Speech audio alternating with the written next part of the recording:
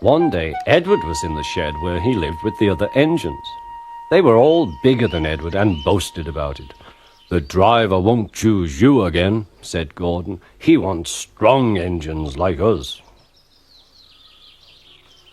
But the driver and fireman felt sorry for Edward. "Would you like to come out today?" "Oh, yes, please," said Edward. So they lit his fire, made lots of steam, and Edward puffed away. The other engines were very cross at being left behind.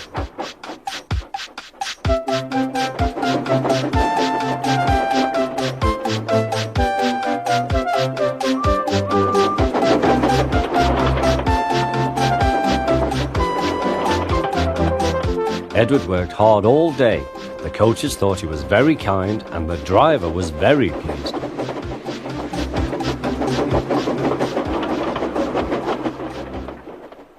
"I'm going out again tomorrow," Edward told the other engines that night. "What do you think of that?" But he didn't hear what they thought, for he was so tired and happy that he fell asleep at once. Next morning, Edward woke up to find nothing had changed. Gordon was still boasting. "You watch me, little Edward, as I rush through with the express. That will be a splendid sight for you. Goodbye, little Edward. Look out for me this afternoon."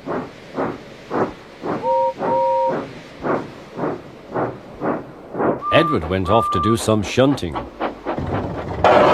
Edward liked shunting. It was fun playing with trucks. He would come up quietly and give them a push. Then he would stop and the silly trucks would go bump into each other. "Oh!" they cried. "Whatever is happening?"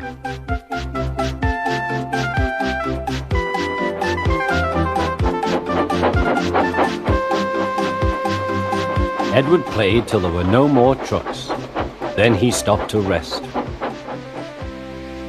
Presently he heard a whistle. Gordon was very cross. Instead of nice shining coaches, he was pulling a lot of very dirty trucks. "A goods train, a goods train, a goods train," he grumbled. "The shame of it, the shame of it, oh, the shame of it." Edward laughed and went to find some more trucks. Then there was trouble. "Gordon can't get up the hill," the porter called to Edward's driver. "Will you take Edward and push him, please?" They found Gordon halfway up and very cross. His driver and fireman were talking to him severely. "You're not trying." "I can't do it," said Gordon. "The noisy trucks hold an engine back so." Edward's driver came up. "We've come to push." "No use at all," said Gordon. "You wait and see," replied Edward's driver. They brought the train back to the bottom of the hill.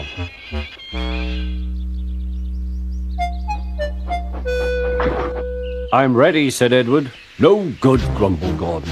They pulled and pushed as hard as they could.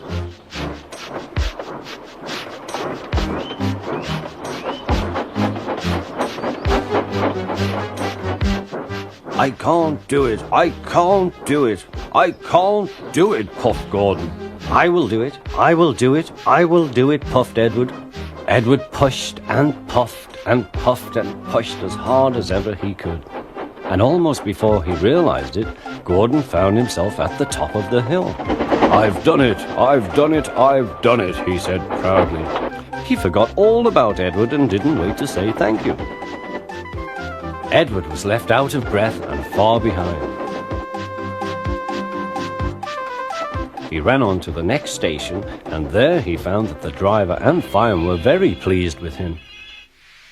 The fireman gave him a nice long drink, and the driver said, "I'll get out my paint tomorrow and give you a beautiful coat of blue with red stripes.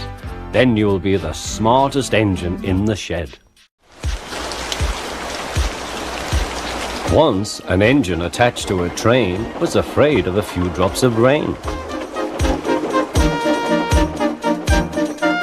It went into a tunnel and squeaked through its funnel and wouldn't come out again.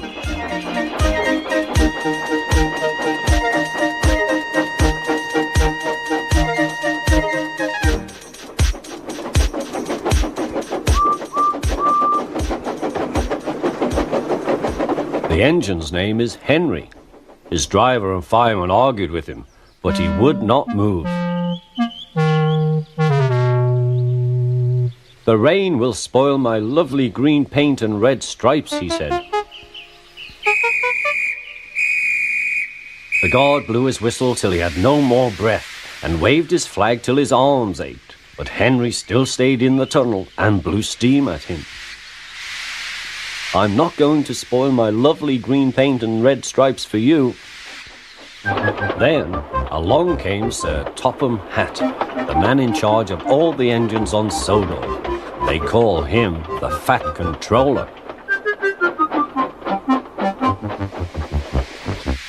We will pull you out, said the Fat Controller, but Henry only blew steam at him. Everyone pulled except the Fat Controller, because, he said, my doctor has forbidden me to pull. But still Henry stayed in the tunnel. Then they tried pushing from the other end. The Fat Controller said, 1, 2, 3, push! But he didn't help. My doctor has forbidden me to push, he said. They pushed and pushed and pushed, but still Henry stayed in the tunnel. At last Thomas came along. The guard waved his red flag and stopped him. Everyone argued with Henry. Look, it has stopped raining, they said. Yes, but it will begin again soon, said Henry, and what would become of my green paint with red stripes then?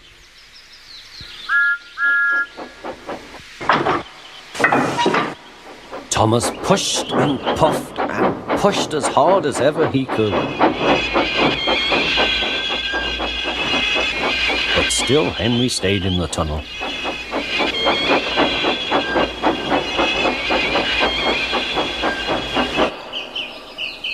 Eventually, even the Fat Controller gave up. We shall take away your rails, he said, and leave you here for always and always and always. They took up the old rails and built a wall in front of him so that Henry couldn't get out of the tunnel anymore.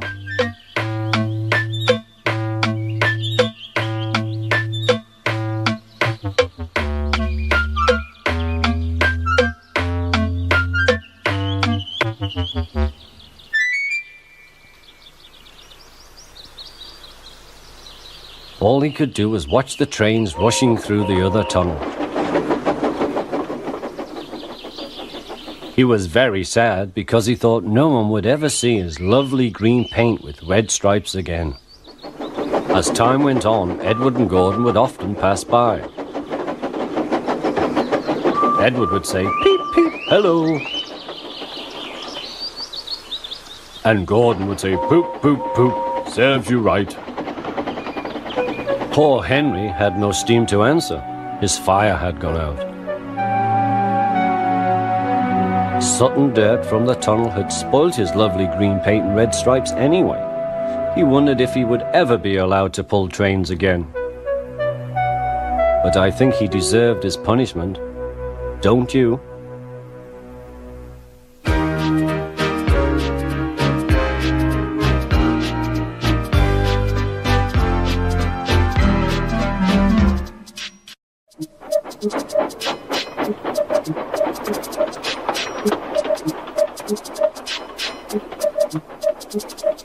Gordon always pulled the big express. He was proud of being the only engine strong enough to do so.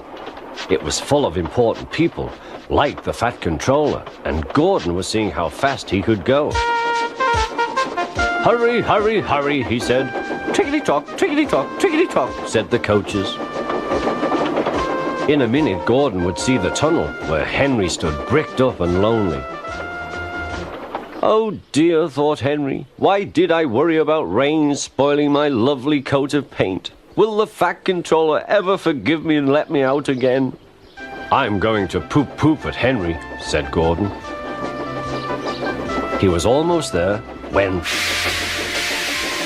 And there was Gordon going slower and slower in a cloud of steam. His driver stopped the train.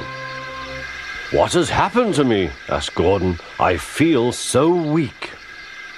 "You've burst your safety valve," said the driver. "You can't pull the train anymore."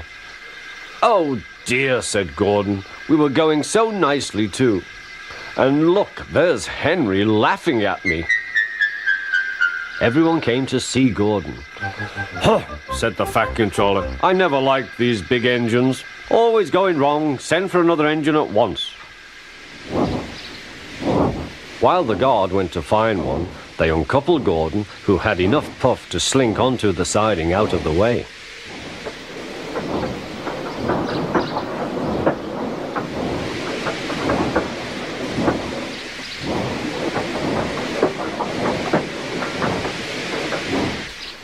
Edward was the only engine left. "I'll come and try," he said.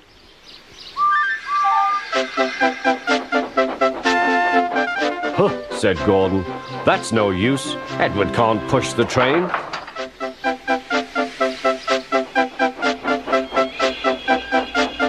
Edward puffed and pushed and pushed and puffed, but he couldn't move the heavy coaches. "I told you so," said Gordon. "Why not let Henry try?" "Yes," said the Fat Controller, "I will." "Will you help pull this train, Henry?" he asked. "Oh, yes," said Henry.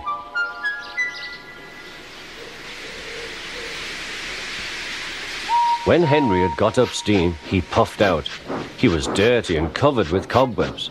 "Oh, I am stiff, he groaned. "Have a run to ease your joints and find a turntable," said the Fat Controller.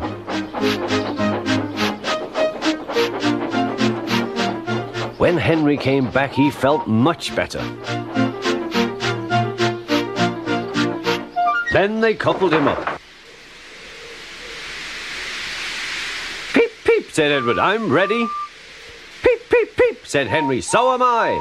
"Pull hard, we'll do it. Pull hard, we'll do it." They puffed together.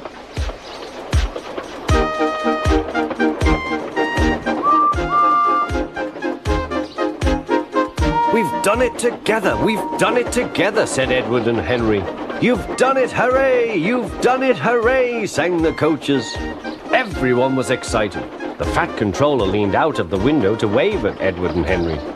But the train was going so fast that his hat blew off into a field where a goat ate it for tea.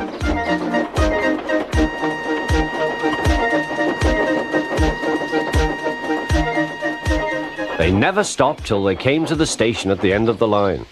The passengers all said thank you, and the Fat Controller promised Henry a new coat of paint. On their way home, Edward and Henry helped Gordon back to the shed. All three engines are now great friends. Henry doesn't mind the rain now. He knows that the best way to keep his paint nice is not to run into tunnels, but to ask his driver to rub him down when the day's work is over.